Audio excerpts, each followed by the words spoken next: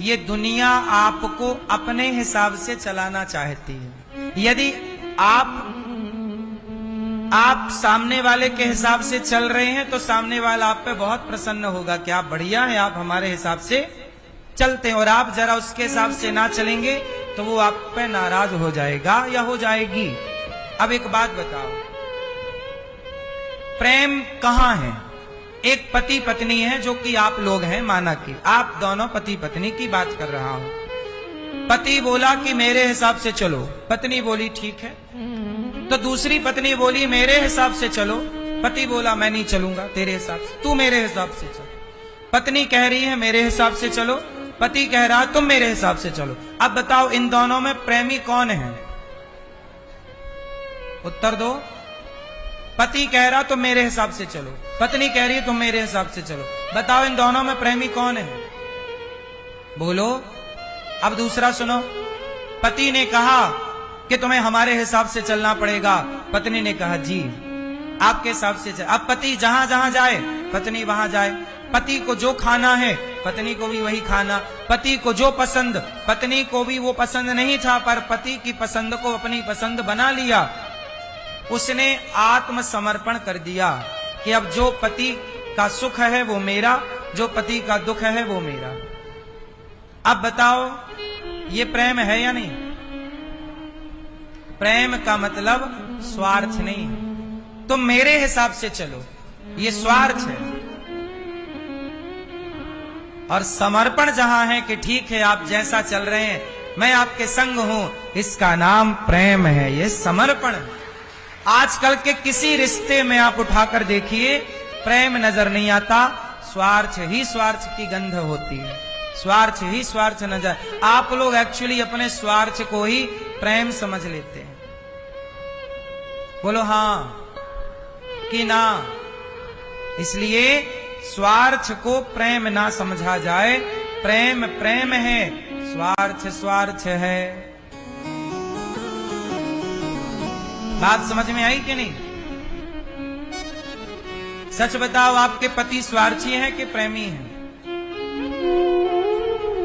और आपकी पत्नी स्वार्थी है कि प्रेमी है?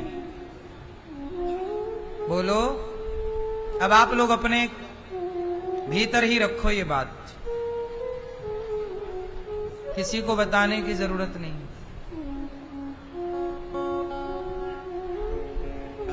हाँ या ना?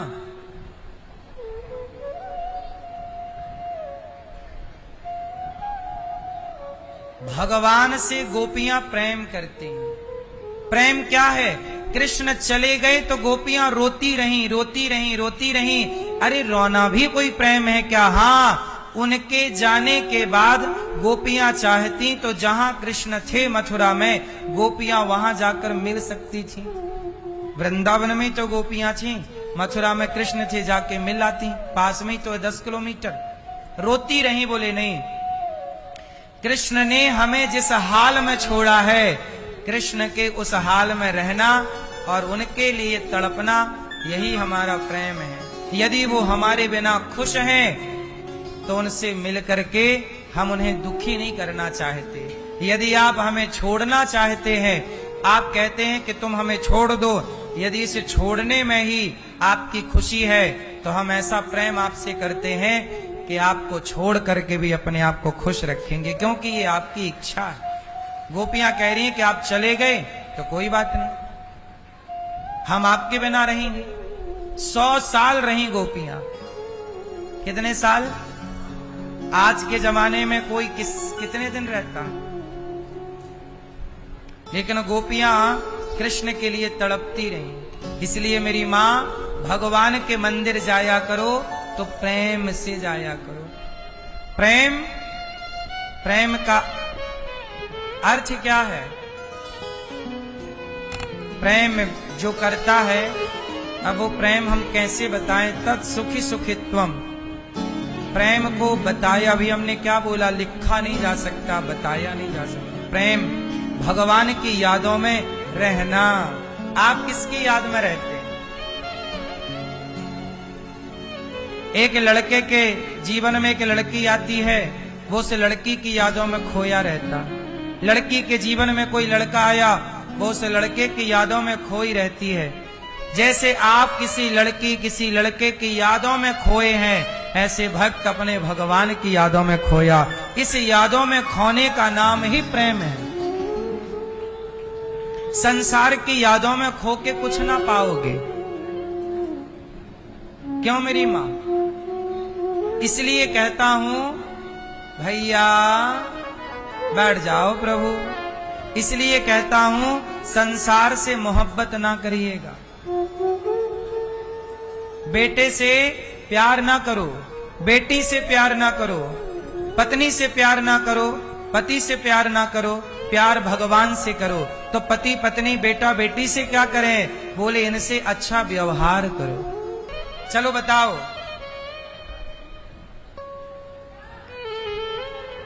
आपकी पत्नी आपका पति रिश्ते प्रेम से चलते हैं या व्यवहार से?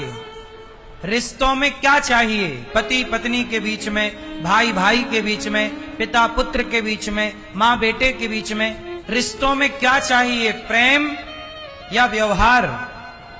जोर से क्या चाहिए? क्या चाहिए रिश्तों में? पति पत्नी के बीच में, भाई भाई के बीच में क्या होना चाहिए?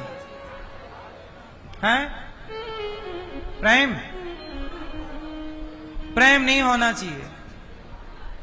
क्या होना चाहिए? एक अच्छा व्यवहार।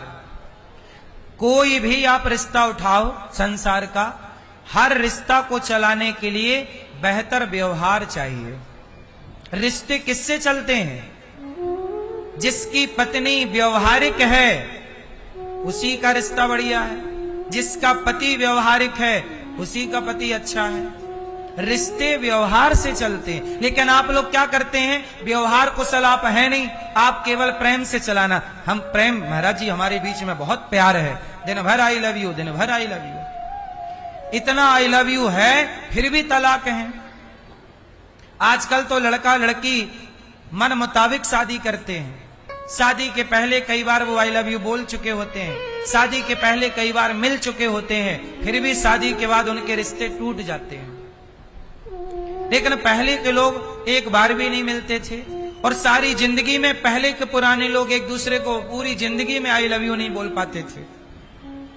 लेकिन उनके बुढ़ा बुढ़ी तक रिश्ता चलते थे, बुढ़ापे तक, मरते दम तक साथ रहते थे। बोलो हाँ, क्या अंतर आया?